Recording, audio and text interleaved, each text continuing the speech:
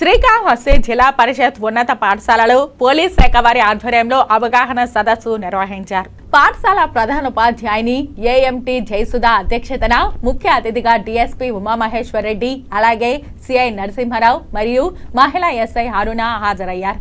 ఈ సందర్భంగా డీఎస్పీ మాట్లాడుతూ ఆడపిల్లల చదువు వారికే కాక ఆ కుటుంబానికి వెలుగునిస్తుందని, ప్రతి ఒక్కరూ డిగ్రీ వరకు చదువుకోవాలని, డ్రాప్ అవుట్స్ ఉండకూడదని తెలిపారు.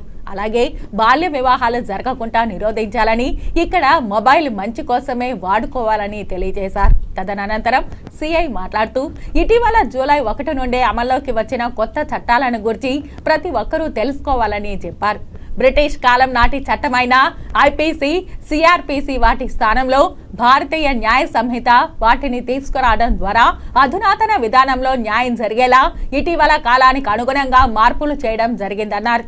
మనిషి ఎదుగుదలకు విద్య మూల కారణమని, ప్రతి ఒక్కరూ డిగ్రీ వరకు చదువుకోవాలని, ఆత్మ గౌరవాన్ని కాపాడుకోవాలని చెప్పారు. మహిళా ఎస్ఐ అరుణ విద్యార్థులకు గుడ్ టచ్, బ్యాడ్ టచ్ గురించి తెలియజేస్తూ ప్రతి ఒక్కరూ ఆత్మస్థైర్యంతో ఉండాలని, కౌమార దశలో వచ్చే మార్పులకు లోనై అబ్బాయి మాటలకు నమ్మి ఎవరూ మోసపోవద్దని చెప్పారు. ఈ కార్యక్రమంలో ప్రధాన ఉపాధ్యాయునితో పాటు పాఠశాల ఉపాధ్యాయులు విఎస్ గోపాలకృష్ణన్, సౌభాగ్యలక్ష్మి, మహిళా పోలీస్ అధికారులు దివ్య, లక్ష్మీ ప్రసన్నతో పాటు ఉపాధ్యాయులు పాల్గొన్నారు. మన యొక్క జీవన శైలిలో వాళ్ళ యొక్క ఆలోచనలు, ఆశయాలు, వాళ్ళ పద్ధతులన్నీ కూడా మనము నేర్చుకున్నాము, ఆచరించాము. అవి పూర్తిగా చెడ్డవి అని చెప్పలేము.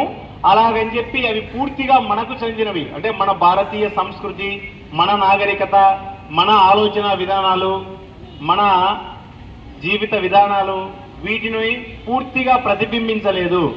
ఇప్పుడు మనం ఏం చేస్తాం, మన ఇంట్లో మనం ఎలా ఉంటాము, మన ఇంటికి తగిన, మన సాంప్రదాయాలకు తగిన పద్ధతులు పాటిస్తూ ఉంటాం.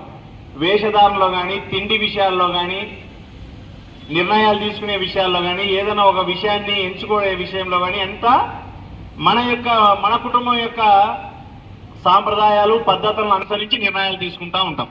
అదేవిధంగా అప్పుడు బ్రిటిష్ వాళ్ళు ఏం చేశారంటే ఆ రాజుల కాలము, అప్పటి న్యాయస్థానాలు, ఆ పద్ధతులు, ఆ నేరాలు వాటిని అన్ని గమనించిన తర్వాత వాళ్ళ విధానాలు కూడా కొంచెం కలుపుతూ మన అవసరాలను కూడా కొంత తీరుస్తూ వాళ్ళ యొక్క అభిప్రాయాలను వాళ్ళకు చొప్పిస్తూ మనకు మేజర్గా 3 చట్టాలు తీసుకొచ్చారు.